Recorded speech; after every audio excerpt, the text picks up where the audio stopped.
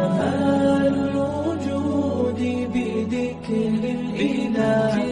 وتصفو الحياة بنور هدى. جمال الوجود بذكر الإله وتصفو الحياة بنور هدى. وتطرب نفس له طاعة ويبلغ سعد إلى منتهى. جمال الوجود بذكر الإله وتصفو الحياة بنور هدى.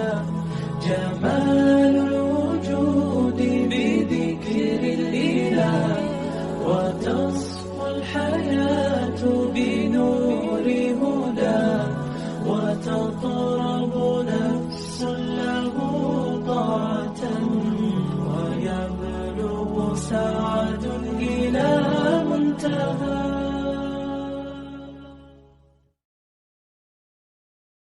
علما ربی زدنی علما ربی زدنی علما اللہم ربی زدنی علما. تمام قسم کی حمد و ثنا کبریائی بڑائی اللہ وحدہ لا شریک کے لیے لائق و زیبا ہے. سبحان اللہ و بحمدہ سبحان اللہ العظیم. انگنت درد و سلام ہو انبیاء کی مقدس جماعت پر، خصوصاً سید المرسلین رحمت للعالمین جناب محمد و رسول اللہ صلی اللہ علیہ وسلم کی ذات گرامی پر. اللہم صلی علی محمد وعلی آل محمد کما صلیت علی ابراہیم وعلی آل ابراہیم انک حمید مجید. اللہم بارک علی محمد وعلی آل محمد کما بارکت علی ابراہیم وعلی آل ابراہیم انک حمید مجید. اس سے پہلے کہ ہم آگے بڑھے، سب سے پہلے تو یہ بتائیے آواز آ گئی آپ لوگوں کو؟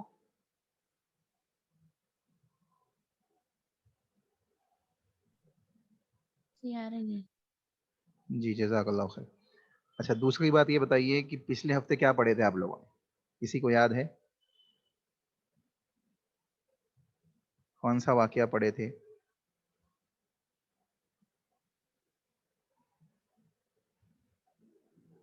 کسی کو نہیں یاد ہے؟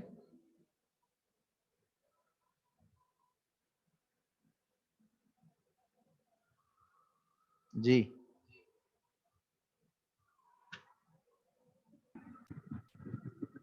اللہ کے نبی کے 4 بار دل کو دھویا گیا تھا.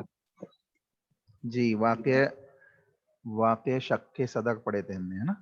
اللہ کے نبی صلی اللہ علیہ وسلم کے دل کو چاک کیا گیا اور دل نکال کے حضرت جبریل امین کے ذریعے اللہ رب العالمین نے اس کی صفائی کرائی اور شیطان کا جو حصہ دل کے اندر موجود ہوتا ہے اس کو نکالا گیا. اور یہ واقعہ 3 سے 4 مرتبہ رسول اللہ صلی اللہ علیہ وسلم کی زندگی میں پیش آیا اور اس کی ڈیٹیل آپ کے سامنے رکھی گئی تھی. ٹھیک ہے، اب اس کے بعد انشاءاللہ ہم آگے پڑھیں گے. اور یہ بھی آپ کو بتایا گیا تھا کہ اس کے بعد حضرت حلیمہ رضی اللہ تعالی عنہا نے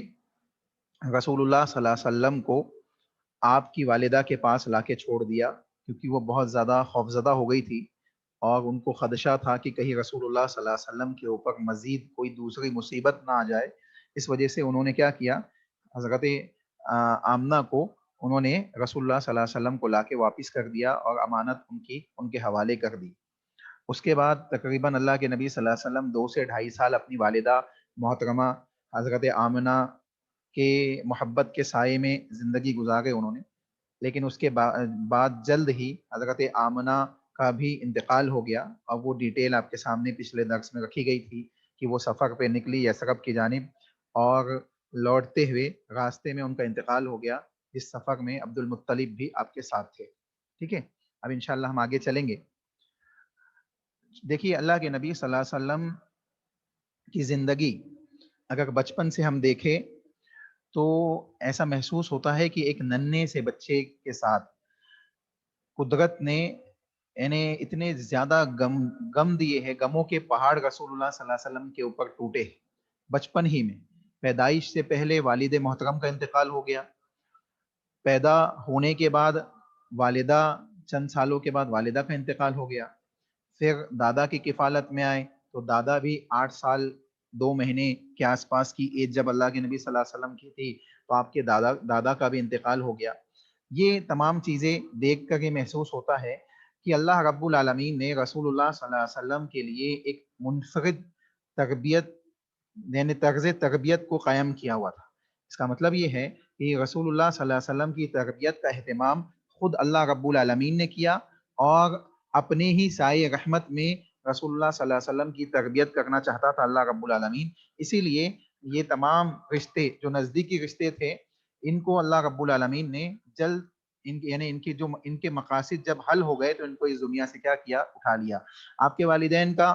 ایک طریقے سے آپ دیکھیں تو ایسا محسوس ہوتا ہے کہ آپ کے والدین کا مقصد ہی دنیا میں اس وجہ سے وجود تھا تاکہ آپ کے ذریعے رسول اللہ صلی اللہ علیہ وسلم اس دنیا میں وجود پائے. چنانچہ جب اللہ کے نبی صلی اللہ علیہ وسلم کی ولادت ہو گئی تو والد تو پہلے ہی انتقال کر چکے تھے. ولادت کے تقریباً 5-6 سال بعد ان کی والدہ کا بھی انتقال ہو گیا. ٹھیک ہے. اس کے بعد رسول اللہ صلی اللہ علیہ وسلم کی تربیت کے تمام تر معاملات کو اگر دیکھا جائے تو ایسا محسوس ہوتا ہے کہ اللہ رب العالمین کی جانب سے رسول اللہ صلی اللہ علیہ وسلم کی خصوصی تربیت کا اہتمام کیا گیا اور یہی وہ وجہ تھی کہ آپ ایک باکمال شخصیت بن کے ابھرے. آپ ایک با اخلاق شخصیت بن کے ابھرے جن کے ذریعے سے پوری انسانیت کو رشد و ہدایت ملی اور پوری انسانیت تک اللہ کا پیغام پہنچا. یہاں تک کہ آج دنیا کے اندر دنیا کی سب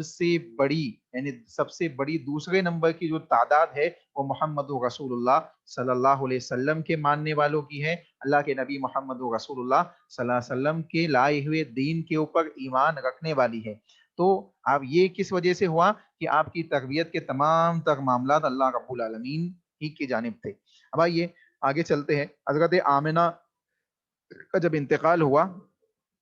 تو سفر سے لوٹ رہے تھے اور سفر ہی کی حالت میں آپ کا انتقال ہوا اور عبد المطلب اپنے چھوٹے سے ننھے سے پوتے کو لے کر مکہ لوٹے. بہت ہی غمزدہ حالت میں، دل میں بہت زیادہ تکالیف تھی کیونکہ اس ننھے سے بچے کے والد اور والدہ دونوں ہی اس دنیا سے جا چکے تھے اور اسی وجہ سے حضرت عبد المطلب اللہ کے نبی محمد رسول اللہ صلی اللہ علیہ وسلم سے نہایت ہی زیادہ محبت کرنے لگے اور آپ کے سلسلے میں والہانہ محبت پیدا ہو گئی آپ کے دل میں. چنانچہ اللہ کے نبی محمد رسول اللہ صلی اللہ علیہ وسلم کو عبد المطلب اتنی زیادہ محبت کرتے کہ اپنے سگے بیٹوں سے بھی بڑھ کر اللہ کے نبی محمد رسول اللہ صلی اللہ علیہ وسلم کا ادب و احترام کرتے. رسول اللہ صلی اللہ علیہ وسلم کے سلسلے میں اللہ کے نبی صلی اللہ علیہ وسلم کے سلسلے میں عبد المطلب کے چند واقعات اہل علم نے بیان کیے ہیں. السیرہ ابن ہشام کے اندر ابن ہشام رحمہ اللہ علیہ نے اس چیز کو بیان کیا کہ عبد المطلب کے لیے خانہ کعبہ کے اندر ایک مسند لگایا جاتا، یعنی جہاں جا کے وہ بیٹھتے اور اس مسند کے ارد گرد ان کے تمام بیٹے کھڑے رہتے. ان بیٹوں کی تعداد تقریباً 10 کے آس پاس بیٹے ان کے تمام وہاں ارد گرد، یعنی اس مسند پہ کوئی نہیں بیٹھتا سوائے عبد المطلب کے. عبد المطلب جب آتے تو تمام بیٹے ادب سے کھڑے ہو جاتے اور اس کے آزو بازو جو ہوتے کھڑے ہوتے بیٹھتے. کوئی بھی مسند پہ کوئی بیٹھنے کی ہمت نہیں کرتا. لیکن جب رسول اللہ صلی اللہ علیہ وسلم تشریف لاتے تو وہ عبد المطلب کے ساتھ اسی مسند پہ بیٹھتے، یہاں تک کہ جب آپ کے بیٹے یعنی اللہ کے نبی صلی اللہ علیہ وسلم کے چچا لوگ جب اللہ کے نبی صلی اللہ علیہ وسلم کو ہٹانا چاہتے، وہاں سے دور کرنا چاہتے، تو عبد المطلب کہتے کہ اسے چھوڑ دو، میرے اس بیٹے کی بڑی شان ہے، بڑی شان نرالی ہے، چنانچہ اس کو چھوڑ دو. اور عبد المطلب اللہ کے نبی صلی اللہ علیہ وسلم سے اتنی محبت کرتے کہ اپنے ساتھ اس مسند پہ بٹھاتے، اپنے سے دور ہونے نہیں دیتے، یہاں تک کہ اپنے سگے بیٹوں سے زیادہ آپ سے محبت اور شفیقانہ شفقت والا معاملہ انجام دیتے. اور اللہ کے نبی صلی اللہ علیہ وسلم کی پیٹھ پر محبتانہ انداز سے ہاتھ پھیرتے. اور اس قسم کے کئی ایسے محبتانہ معاملات تھے جو حضرت عبد المطلب اور رسول اللہ صلی اللہ علیہ وسلم کے درمیان ہم دیکھ سکتے ہیں. لیکن قدرت کی جانب سے کچھ اور ہی اللہ رب العالمین کو منظور تھا. اللہ رب العالمین نے حضرت عبد المطلب کو بھی یعنی اللہ کے نبی صلی اللہ علیہ وسلم جب تقریباً 8 سال کے آس پاس تھے، 8 سال 2 مہینے کے آس پاس آپ کی ایج تھی، جب عبد المطلب کو بھی اس دنیا سے اٹھا لیا گیا. لیکن اس سے پہلے چند ایسی چیزیں پیش آئی جس کی وجہ سے مزید رسول اللہ صلی اللہ علیہ وسلم کی شان، اللہ کے نبی صلی اللہ علیہ وسلم کے سلسلے میں لوگوں کی ذہنیت اس انداز سے بن گئی کہ یہ کوئی معمولی شخصیت نہیں ہے اور ان کا ایک بڑا اعلیٰ مقام ہونے والا ہے. چنانچہ بنو مدلج یعنی آپ دیکھیں کچھ لوگ ایسے ہوتے تھے اس زمانے میں جو لوگوں کے مستقبل بتانے کا دعویٰ کرتے تھے اور اس چیز میں وہ بڑے ماہر رہتے یا اس قسم کے دعوے دار ہوتے. تو ایک شخص ایسا ہی مکہ تشریف لایا، اس نے عبد المطلب کو دیکھا اور عبد المطلب کو دیکھنے کے بعد عبد المطلب کے ساتھ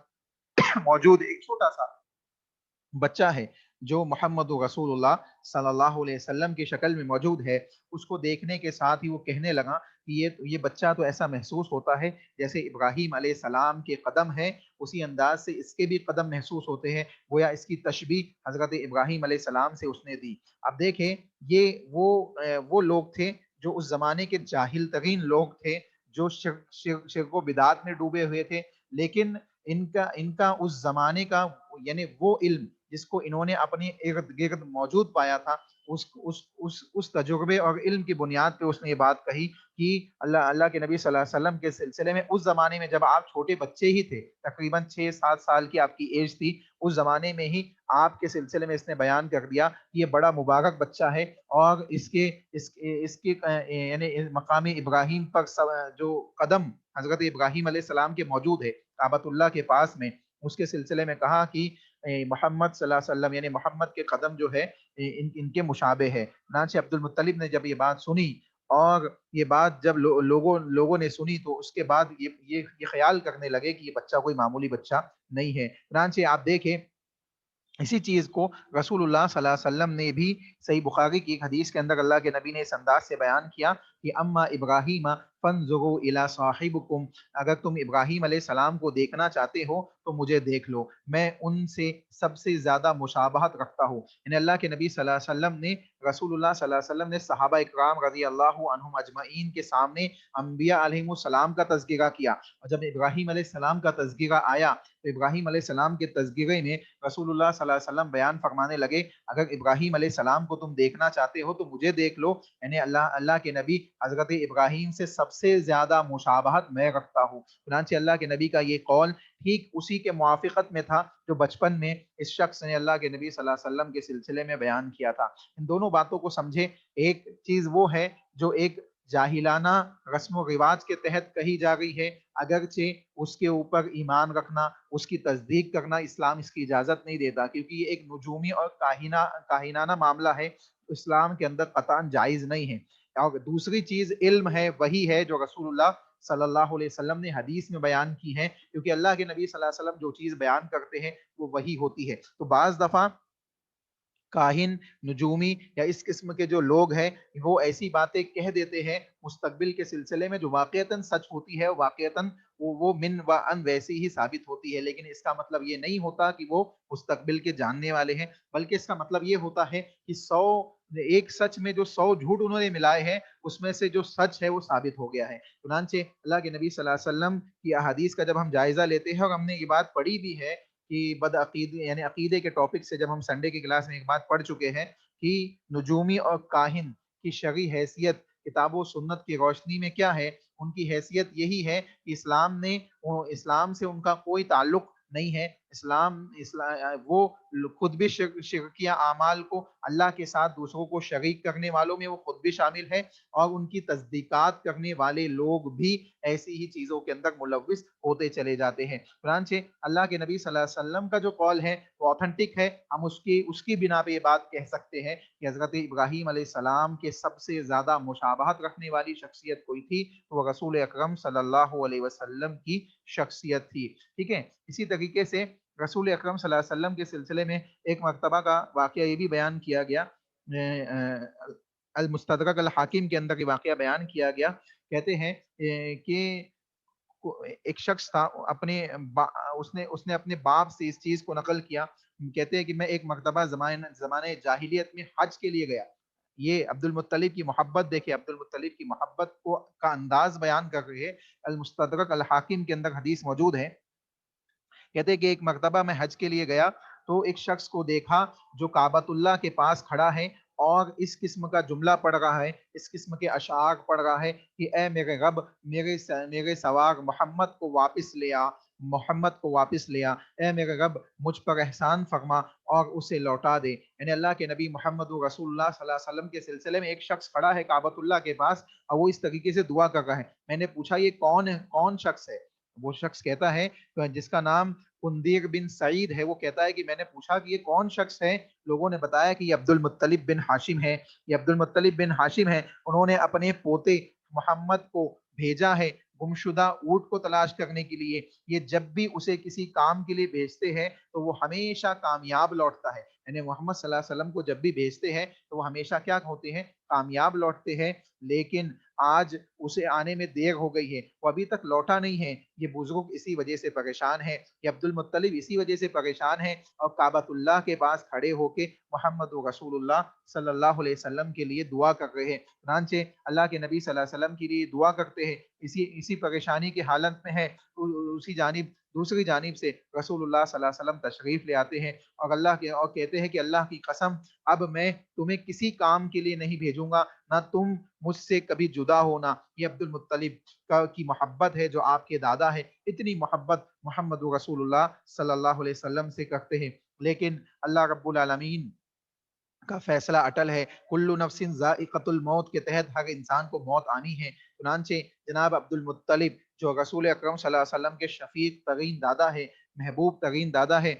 وہ بھی اللہ کے نبی صلی اللہ علیہ وسلم سے جدا ہو جاتے ہیں۔ اب وہ اللہ کے نبی کو جدا نہ کرنے کا وعدہ تو کرتے ہیں، لیکن ان کی موت کے ذریعے وہ خود ہی جدا ہو جاتے ہیں۔ چنانچہ لیکن جدائی سے پہلے عبد المطلب اپنے بیٹے ابو طالب کو یہ حکم دیتے ہیں کہ وہ محمد رسول اللہ صلی اللہ علیہ وسلم کی کفالت کریں گے۔ اس طریقے سے رسول اللہ صلی اللہ علیہ وسلم حضرت ابو طالب کی کفالت میں آتے ہیں جو آپ کے چچا ہے۔ اسی طریقے سے دوسری ایک خاتون ہیں جن کا نام ام ایمن ہے، جن کو اللہ کے نبی جن کو عبد المطلب کفالت میں سونپتے ہیں رسول اللہ صلی اللہ علیہ وسلم کو۔ یہ دو وہ حضرات ہیں جنہوں نے کافی عمر تک تقریباً 40 سے 45 سال تک رسول اللہ صلی اللہ علیہ وسلم کی کفالت کی، یعنی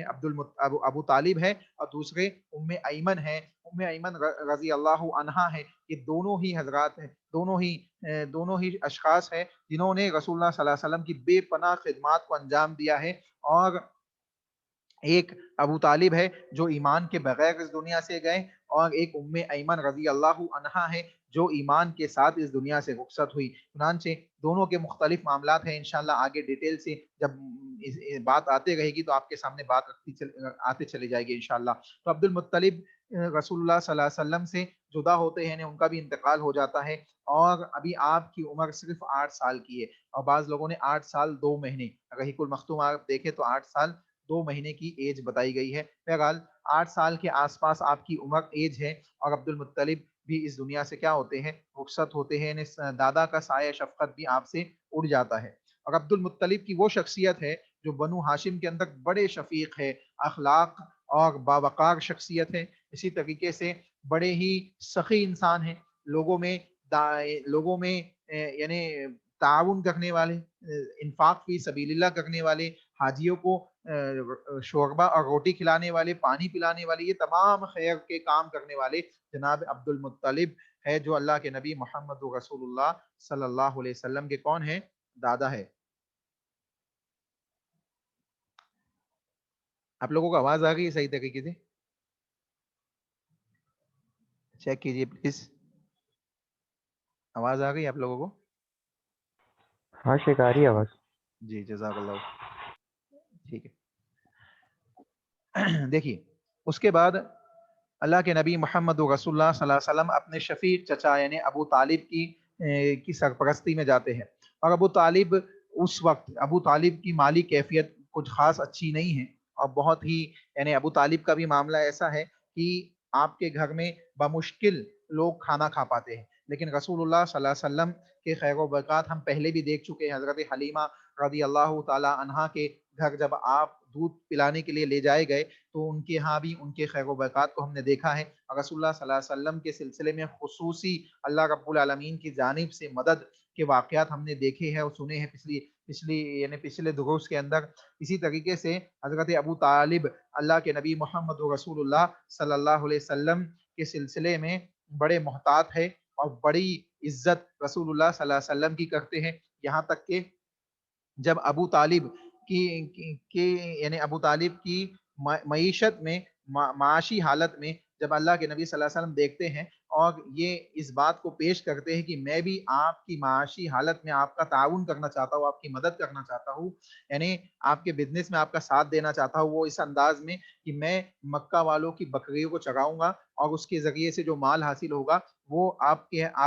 کی خدمت میں پیش کروں گا تاکہ گھر چلانے میں آپ کا میں معاون بنوں. چنانچہ عبد المطلب ابو طالب جو اللہ کے نبی محمد و رسول اللہ صلی اللہ علیہ وسلم کے چچا ہے, یہ اس بات سے منع فرماتے ہیں, لیکن رسول اللہ صلی اللہ علیہ وسلم مسلسل اصرار کرتے ہیں, مسلسل ان باتوں کو پیش کرتے ہیں, یہاں تک کہ وہ اس بات کی اجازت دے دیتے ہیں. اور رسول اللہ صلی اللہ علیہ وسلم مکہ کے لوگوں کی بکریوں کو چراتے ہیں. کچھ ایراد کے اندر کچھ پیسوں کے اندر اللہ کے نبی صلی اللہ علیہ وسلم ان کی بکریوں کو چراتے ہیں, اور انشاءاللہ اس چیز کو دیکھیں گے کہ بکری چرانے کے کیا فوائد ہے. اس کے اور تمام انبیاء کے سلسلے میں بات آتی ہے کہ انہوں نے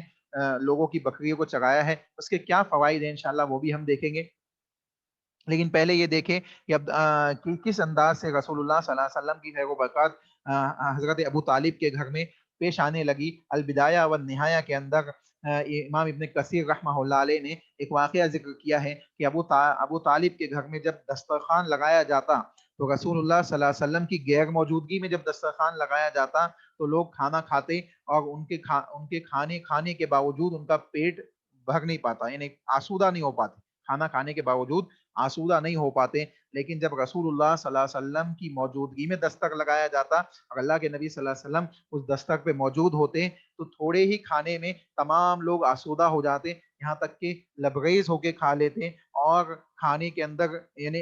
اس انداز سے خیر و برکت ہوتی کہ اس تھوڑے کھانے میں تمام لوگ کھانے کے باوجود بھی کھانا کیا ہوتا, بچ جاتا. اسی لیے ابو طالب اللہ کے نبی محمد و رسول اللہ صلی اللہ علیہ وسلم کو بیان فرماتے انک لمبارکن, کہ تم بڑے ہی باعث برکت شخصیت ہو. یعنی اللہ کے نبی صلی اللہ علیہ وسلم کے سلسلے میں اس قسم کا یعنی نعتیہ جملہ جس کو کہہ سکتے ہیں ہم, حمدیہ جملہ رسول اللہ صلی اللہ علیہ وسلم کے سلسلے میں کہتے ہیں, کیونکہ آپ کی خیر و برکت کو وہ خود بھی دیکھ رہے تھے اور انہوں نے اس سے پہلے کے واقعات کے اندر بھی ان چیزوں کو دیکھا اور سنا تھا. چنانچہ ابو طالب بچوں کو صبح کے وقت ناشتہ دیتے. ابو طالب جب اپنے بچوں کو صبح کے وقت ناشتہ دیتے تو دیکھتے کہ وہ ایک دوسرے سے چھینا چھپٹی کر رہے, لیکن رسول اللہ صلی اللہ علیہ وسلم ایک باوقار شخصیت تھے. جب اس کیفیت کو دیکھتے تو وہ اپنے ہاتھوں کو پیچھے کر لیتے اور باوقار انداز میں بیٹھ جاتے. جب ابو طالب اس کیفیت کو دیکھتے تو حضرت محمد رسول اللہ صلی اللہ علیہ وسلم کے لیے الگ ناشتہ پیش کرتے اور اللہ کے نبی صلی اللہ علیہ وسلم اس میں سے تناول فرماتے. البدایہ والنہایہ کے اندر امام ابن کثیر نے یہ واقعہ بھی ذکر کیا ہے. یہ تمام واقعات اس بات کے اوپر دلالت کرتے ہیں کہ رسول اللہ صلی اللہ علیہ وسلم بچپن ہی سے بااخلاق, بچپن ہی سے باوقار شخصیت تھے. دوسرے بچوں کی طرح رسول اللہ صلی اللہ علیہ وسلم کے معاملات نہیں تھے. اللہ کے آپ دیکھیں آج بھی ہم دیکھ سکتے ہیں بچوں کے اندر یہ چیز ہوتی ہے کہ وہ ایک دوسرے کو دیکھ کے حرص کرتے ہیں, ایک دوسرے کی چیزوں کو دیکھ کے ان کے اندر لالچ پیدا ہوتی ہے, اس قسم کی دوسری کیفیات پیدا ہوتی ہے. لیکن رسول اللہ صلی اللہ علیہ وسلم بھی بچپن میں زندگی گزار رہے, چھوٹے ہیں, لیکن دوسرے بچوں کو دیکھ کر اسی قسم کے معاملات کو اللہ کے نبی انجام نہیں دے رہے. اس کا مطلب ہے کہ اللہ کی جانب سے رسول اللہ صلی اللہ علیہ وسلم کے لیے کچھ خصوصی معاملات ہیں, اللہ کی جانب سے ایک تربیتی پہلو اللہ رب العالمین کی جانب سے مہیا کیا ہوا ہے, جس کی وجہ سے رسول اللہ صلی اللہ علیہ وسلم اسی کی ماتحتی کے طور پہ اللہ کے نبی صلی اللہ علیہ وسلم کیا کر رہے ہیں, ان معاملات کو انجام دے گئے, جو اس بات کی دلیل ہے. اسی طریقے سے ایک واقعہ ابو طالب کے زمانے میں بھی پیش آیا کہ جو جیسے کہ ہم نے ابھی دیکھا کہ عبد المطلب کے زمانے میں ایک شخص آیا, اس نے اللہ کے نبی صلی اللہ علیہ وسلم کے سلسلے میں ایک پیشن گوئی بیان کی, ایک نجومی انداز میں ایک بات بیان کی کہ یہ ابراہیم علیہ السلام کے یعنی زیادہ ہم شکل ہوں گے, ان کے نزدیک ہوں گے. تو اسی انداز سے اللہ کے نبی نے حدیث میں بیان کیا. ایک اور شخص جو بنو لہب سے تعلق رکھنے والا تھا, وہ ابو طالب کے زمانے میں آیا. ابو طالب کے زمانے میں مکہ تشریف لایا اور اس نے قریش کے لوگ اپنے اپنے بچے اس کے پاس لے جانے لگے ان کے مستقبل کے حالات کو جاننے کے لیے. ابو طالب بھی اللہ کے نبی محمد رسول اللہ صلی اللہ علیہ وسلم کو لے کے پہنچے. اس کی ایک نظر رسول اللہ صلی اللہ علیہ وسلم پہ پڑی. اس کے بعد وہ دوسرے بچوں میں مشغول ہو گیا. پھر جب دوسرے بچوں سے وہ فارغ ہوا تو اس نے کہا کہ وہ بچہ جو ابھی یہاں موجود تھا جس کا چمکدار چہرہ تھا، چاند کی مانند جس کا چہرہ چمک رہا تھا، آفتاب کی مانند جس کا چہرہ روشن تھا، وہ بچہ یہاں موجود تھا، وہ کہاں گیا؟ ابو طالب وہاں اس مجلس میں موجود ہے، لیکن اس کے اس اصرار کو دیکھ کر وہ محمد رسول اللہ صلی اللہ علیہ وسلم کو چھپا دیتے ہیں. وہ کہتا ہے کہ اس بچے کی بڑی بلند شان ہے، اس بچے کی بڑی بلند شان ہے. یہ اصل میں معاملہ یہ تھا کہ لوگ کچھ کیفیات، کچھ واقعات کو دیکھ کر یہ اندازہ لگا لیتے تھے. آج بھی دیکھیں ہم اندازہ لگا لیتے ہیں، بعض اہل علم اس باتوں کا اندازہ لگاتے ہیں اور بعض دفعہ وہ اندازے صحیح ہوتے ہیں. تو اس کو یہ نہیں کہا جائے گا کہ یہ مستقبل کے جاننے والے، بلکہ یہ کہا جائے گا کہ انہوں نے اپنے تجربے سے یہ باتیں بیان کی ہے. تو ایسی باتوں کو تسلیم کیا جا سکتا ہے اگرچہ اس کی سند میں کچھ ضعف موجود ہوتے ہیں، لیکن اس اعتبار سے کہ واقعتاً رسول اللہ صلی اللہ علیہ وسلم اس بلند و بالا مرتبے پہ فائز کیے گئے اللہ کی جانب سے. آپ کی وہ شان اللہ رب العالمین نے دنیا کے اندر رکھی کہ آپ کو خاتم النبیین بنایا، آپ کو تمام انسانوں میں افضل ترین شخص بنایا اور آپ کے سلسلے میں فضیلت کتاب و سنت کے اندر بیان فرمائی، جو اس بات کی دلیل ہے. اسی طریقے سے ابو طالب کے زمانے میں ایک واقعہ یہ بھی پیش آیا کہ قحط سالی کے اندر لوگ مبتلا ہو گئے. قحط سالی کے اندر لوگ مبتلا ہو گئے اور اس انداز سے مبتلا ہوئے کہ یعنی انسان تو انسان، جانوروں کے لیے بھی کھانے اور پانی کی چیز موجود نہیں تھی. یعنی زمین سوکھی پڑ گئی، زمین سے کوئی چیز اگنے کے لیے موجود نہیں، پانی میسر نہیں لوگوں کے پاس. یہاں تک کہ قحط سالی عام ہو گئی اور لوگ پریشان ہونے لگے. بعض لوگ لات اور عزا کے پاس پہنچے اور ان سے دعائیں مانگنے لگے، کہنے لگے کہ چلو لات اور عزا سے دعائیں مانگے اور ان سے فریاد رسی کرے کہ وہ ہمیں پانی عطا فرمائے. لیکن ایک شخص جو وہاں موجود تھا اس نے کہا کہ بھائی تم کیا لات اور عزا کے پاس جاتے ہو؟ تمہیں تو چاہیے کہ تم ابو طالب کے پاس جاؤ اور ابو طالب سے کہو کہ وہ بزرگ شخص ہے، ابراہیم اور اسماعیل علیہ السلام کے یعنی ابراہیم علیہ السلام اور اسماعیل علیہ السلام کے واقعات کو دیکھے تو ہمیں یہ معلوم پڑتا ہے کہ وہ بھی ایسی زمین پہ موجود تھے، مکہ ہی کی زمین پہ، کہ جہاں پانی موجود نہیں تھا، لیکن اللہ کی مدد سے اللہ رب العالمین نے پانی عطا فرما دیا. اسی طریقے سے رسول اللہ صلی اللہ علیہ وسلم کی زندگی کو دیکھے تو اس واقعے سے یعنی جو بچپن کا واقعہ ہے رسول اللہ صلی اللہ علیہ وسلم کا، جس کو المواہب الدینیہ کے اندر اس کو نقل کیا گیا ہے. اسی طریقے سے صحیح بخاری اور دوسری دیگر کتابوں کے اندر فتح الباری، تاریخ اسلام ذہبی، اس قسم کی دوسری کتابوں کے اندر بھی نقل کیا گیا ہے، جو اس بات کے اوپر دلالت کرتا ہے کہ بچپن میں بھی اور بڑے ہونے کے بعد، نبوت کے بعد بھی رسول اللہ صلی اللہ علیہ وسلم نے جب اللہ کی جانب پانی کے لیے ہاتھ اٹھائے تو اللہ رب العالمین نے ہمیشہ آپ کی دعاؤں کو قبول فرمایا. آئیے میں اس کی دو تین مثالیں آپ کے سامنے دیتا ہوں. پہلے اس واقعے کو سنیں. ابو طالب کے پاس لوگ آئے اور کہنے لگے کہ لوگ بدحال ہیں اور قحط سالی میں ڈوبے ہوئے ہیں، کھانے اور پینے کے لیے کوئی چیز موجود نہیں ہے. چلیے ہم اللہ سے دعا کرتے ہیں، چلیے ہم دعا کرتے ہیں کہ اللہ ہمیں پانی عطا فرما دے. یعنی ہم چلتے ہیں. اب دیکھیں لات اور عزا کو ماننے والے لوگ ہیں، لیکن ایک ایمان اور عقیدہ یہ بھی ہے کہ ایک اوپر والی ذات ہے، ایک ذات وہ ہے جو آسمانوں میں موجود ہے، جو ان لات اور عزا سے بھی بلند و بالا ہے. یعنی اگرچہ شرکیہ اعمال میں ڈوبے ہوئے ہیں، شرکیہ کاموں کے ساتھ زندگی گزار رہے ہیں، لیکن اللہ کی ذات کے اوپر بھی کہیں نہ کہیں یقین موجود ہے. تو یہ وہ تھوڑی سی کیفیت ہے جو دین ابراہیمی کی ان کے درمیان پائی جا رہی ہے. لیکن چونکہ شیطان نے ان کو لات اور عزا اور اس قسم کے دوسرے معبود باطل کے ساتھ زندگی گزارنے کی راہیں دکھا دی ہے اور وہ اس میں ملوث ہوتے ہوئے شرک و بدعات کے اندھیروں میں ڈوب چکے ہیں، اسی لیے رسول اللہ صلی اللہ علیہ وسلم کو مبعوث کیا گیا. آپ کا ظہور ہوا، آپ کی پیدائش ہوئی اور 40 سال کی زندگی کے بعد آپ کو نبی بنایا گیا اور آپ کے ذریعے سے اس شرک و بدعات کی گندگیوں کو صاف کیا گیا. چنانچہ رسول اللہ صلی اللہ علیہ وسلم چھوٹے بچے ہیں. ابو طالب جب یہ بات سنتے ہیں اپنے گھر سے نکلتے ہیں، ساتھ میں اللہ کے نبی صلی اللہ علیہ وسلم بھی ابو طالب کے ساتھ ہے. ابو طالب اللہ کے نبی صلی اللہ علیہ وسلم کے ہاتھ پکڑتے ہیں، اللہ کے نبی صلی اللہ علیہ وسلم کا ہاتھ پکڑتے ہیں اور آپ کی پیٹھ لے جا کے کعبۃ اللہ سے چپکا دیتے ہیں. یعنی کعبۃ اللہ سے لے جا کے رسول اللہ صلی اللہ علیہ وسلم کی پیٹھ لگاتے ہیں اور اللہ کے نبی صلی اللہ علیہ وسلم اپنے ننھے ننھے ہاتھوں کو اٹھا کے ابھی دعا مانگنے کے ہی ہے کہ جہاں آسمان میں ابھی ایک کالا بادل بھی موجود نہیں تھا، جیسے ہی یہ ننھے ہاتھ آسمان کی جانب اٹھتے ہیں، بادل چاروں جانب سے مکہ کی سرزمین میں تشریف لے آتے ہیں اور بے انتہا بارش ہوتی ہے، یہاں تک کہ لوگ سیراب ہو جاتے ہیں اور قحط سالی کے معاملات ختم ہو جاتے ہیں۔ چنانچہ یہ ایک واقعہ تھا جو ابو طالب کے زمانے میں پیش آیا، اور رسول اللہ صلی اللہ علیہ وسلم کا بچپن کا واقعہ ہے جو لوگوں کے سامنے رسول اللہ صلی اللہ علیہ وسلم کی شخصیت کو مزید نمایاں کرتا ہے، اور یہی وہ چیز ہے جس کو بعد میں ابو طالب اشعار کے طور پہ یاد بھی کرتے ہیں کہ وہ سفید رنگت والا جس کے چہرے کے ذریعے سے بارش طلب کی جاتی ہے، وہ یتیموں کا سہارا اور وہ بیواؤں کی آبرو کا محافظ، یعنی اللہ کے نبی صلی اللہ علیہ وسلم کی حمد و ثنا کے اندر یہ باتیں ابو طالب بیان کرتے ہیں، جو اس بات کی دلیل ہے کہ رسول اللہ صلی اللہ علیہ وسلم کی زندگی میں یعنی ابو طالب کی زندگی میں رسول اللہ صلی اللہ علیہ وسلم کا بڑا مقام و مرتبہ تھا۔ اس کے بعد بھی کئی ایسے واقعات پیش آئے جو اللہ کے نبی صلی اللہ علیہ وسلم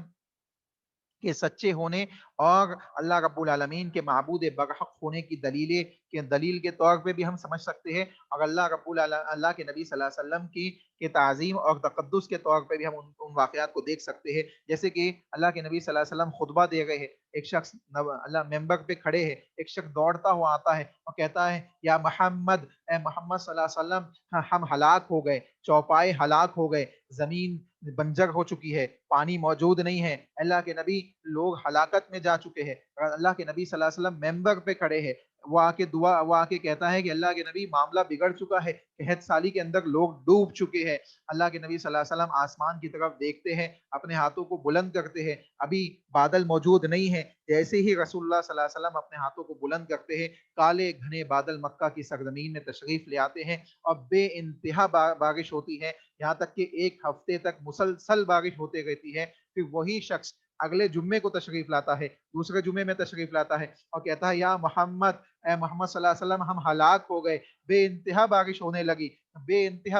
لگی، ہم ہلاک ہو گئے۔ پھر اللہ کے نبی صلی اللہ علیہ وسلم آسمان کی طرف دعائیں کرتے، ہاتھ اٹھاتے ہیں اور انگلیوں سے بادلوں کو اشارہ کرتے ہیں اور اللہ سے دعا کرتے، اللہم حوالینا ولا علینا، اے اللہ ہم پہ بارش نہ برسا اور ان بارش کو یہاں وہاں برسا۔ تو مکہ میں آنے والے مسافرین جو دوسری جانب سے آتے وہ کہتے ہیں کہ ہمارے یہاں بہت بارش ہو رہی ہے، مکہ میں کوئی بارش نہیں ہے، یعنی ایک قسم کا سہانا موسم ہو جاتا ہے۔ یہ تمام واقعات اس بات کی طرف دلالت کرتے ہیں، جس کو امام بخاری نے صحیح بخاری کے اندر بھی ذکر کیا ہے، یہ واقعہ صحیح بخاری کے اندر موجود ہے، جو اس بات کے اوپر دلالت کرتا ہے کہ رسول اللہ صلی اللہ علیہ وسلم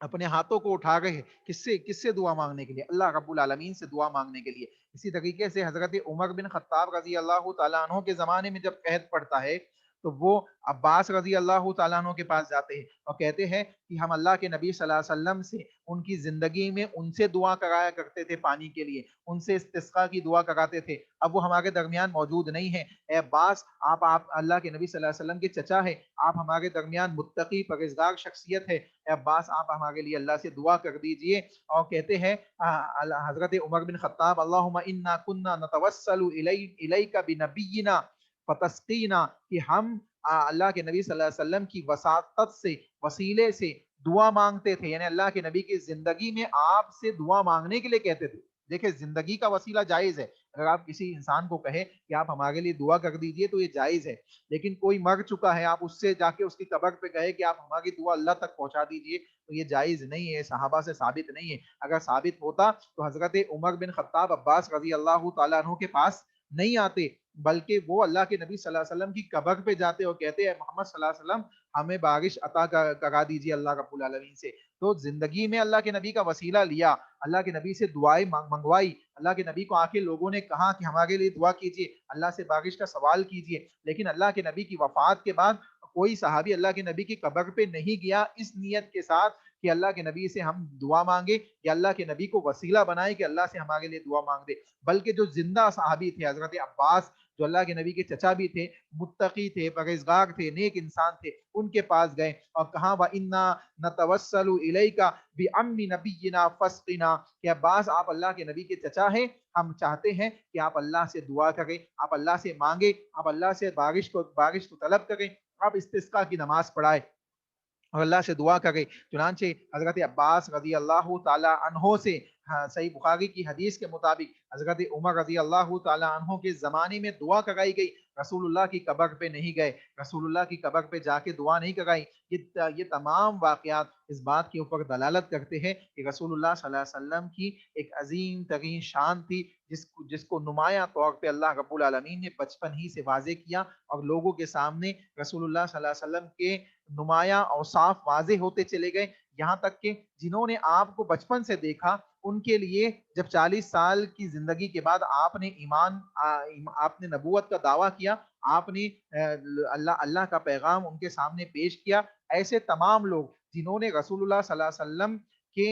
ان واقعات کو بچپن سے مشاہدہ کیا اور ان کے خیر و برکات کو دیکھا, یقینی طور پہ انہوں نے کیا کیا, اللہ کے نبی صلی اللہ علیہ وسلم کی دعوت کو قبول کرنے میں اولیت یعنی اول ترین لوگوں میں وہ شامل ہوئے, اور اول ترین لوگوں کے اولین سابقون اولین کے زمرے کے اندر شامل ہوتے چلے گئے. لیکن بعض ایسے لوگ بھی تھے جو اللہ کے نبی صلی اللہ علیہ وسلم کو بچپن سے دیکھ رہے تھے, لیکن آپ کے مشاہدات, آپ کے واقعات کے اوپر مشاہدات ان کے موجود نہیں تھے, تو انہوں نے ایمان نہیں لایا. جیسے ابو لہب ہے, اللہ کے نبی کا چچا ہے, بچپن سے رسول اللہ صلی اللہ علیہ وسلم کو دیکھ رہا ہے لیکن ایمان نہیں لایا, یہاں تک کہ اللہ نے بیان فرمایا کہ یہ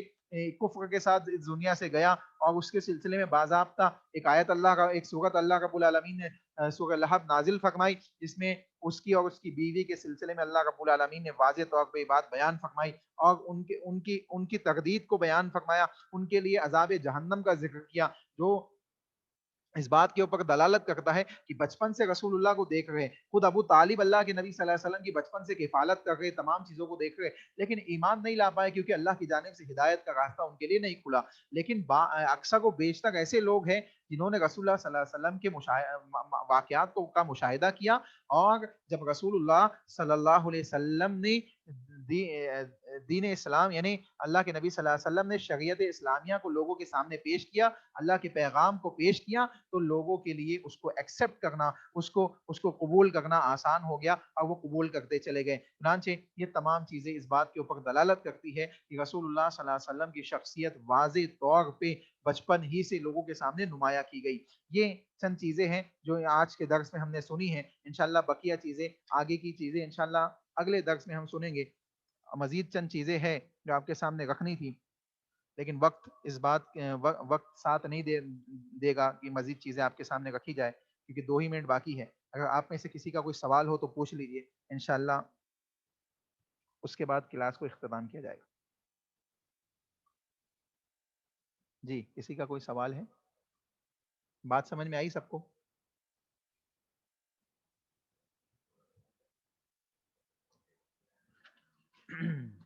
بات سمجھ میں آئی سب کو آپ لوگوں کو؟ جی شیخ آ گئے.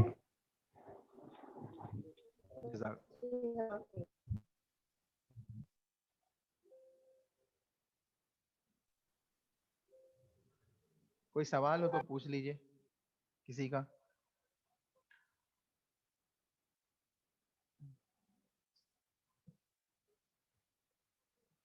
اچھا چلیے مجھے بتائیے, کتنے سال کی ایج میں رسول اللہ صلی اللہ علیہ وسلم کے دادا کا انتقال ہوا؟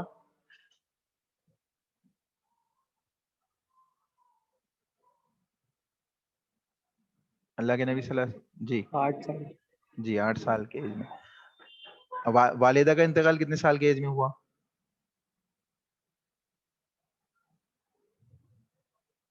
جی والدہ کا انتقال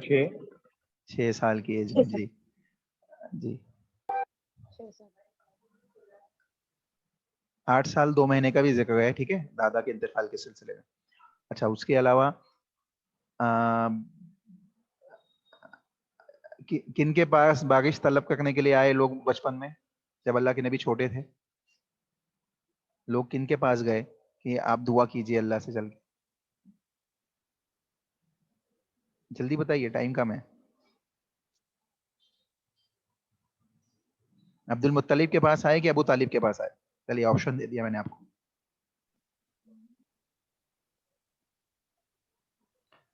جی عبد المطلب کے پاس نہیں آئے, ابو طالب کے پاس آئے تھے لوگ, ہے نا.